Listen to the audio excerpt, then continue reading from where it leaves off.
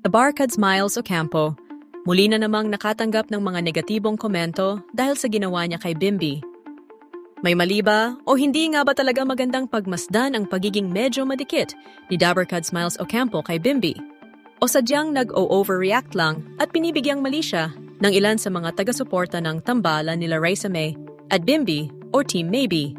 Kamakailan nga lang nang makatanggap ng mga negatibong komento si Dabarcad's Miles dahil sa isang sweet moment nila ni Bimby na nahagip ng camera kung saan makikitang nakaakbay si Bimby kay Miles at hinalikan sa ulo. Pinuna na ngayon ng ilan sa mga Maybe fans at sinabing hindi nila nagugustuhan na laging sumisingit si Dabarcad's Miles kina Raisa May at Bimby. At ngayon nga ay pinuputakte na naman si Dabarcad's Miles ng mga negative comments dahil sa isang video kung saan panay daw tabi si Miles kay Bimby habang commercial break ang Eat Bulaga. Hindi na nga daw nagugustuhan ng ilang mga Maybe fans ang pagiging madikit ni Miles kay Bimby. Gusto lang laging yakapin Miles. Pakunwari lang yan na friend si Raisa May. Pero traidor yan plastic, el niya. Kapal-kapal, friend ba talaga ni Raisa siya? Masyadong atat si Miles kay Bimby.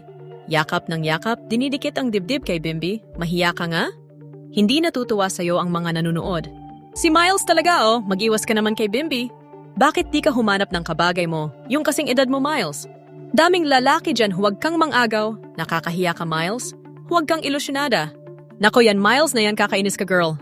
Talagang si Miles lapit ng lapit si kay Bimby. Paano kayang hindi yakapin ni Bimby? Kakainis ka talaga girl. Si Bimby kasi hindi rin marunong umiwas.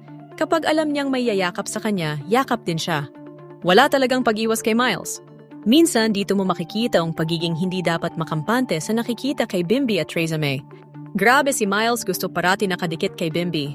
Delikadesa naman Miles, mahiya ka kay Raisa. Okay ka lang Miles, di kayo bagay ni Bimby.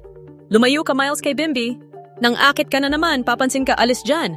Nagbulungan kayong tatlo Miles, Bimby at Jack. May mga lihim talaga kayo. Si Miles ang dumikit. Ang saya mo Miles, pag nandyan si Bim, yakap pa more. Kaya malayo si Bimby. Siya naman lapit ng lapit. Kahit na dibdib madampi sa katawan ni Bimby, wala lang. Pasimple lang si Miles pero halata naman. Kawawa talaga si Raisa. Nakakatamad pag si Miles. Ayoko na manood ng ganyan. Tama nga lang ba ang mga naging reaksyon ng ilan sa mga fans? Or masyado na silang nag-o-overreact sa mga nangyayari at binibigyang mali siya ang pagiging sweet ni Miles at Bimby dahil sa gusto lang nilang pahalagahan ang tinatangkilik nilang tambalan nila Raisa May at Bimby.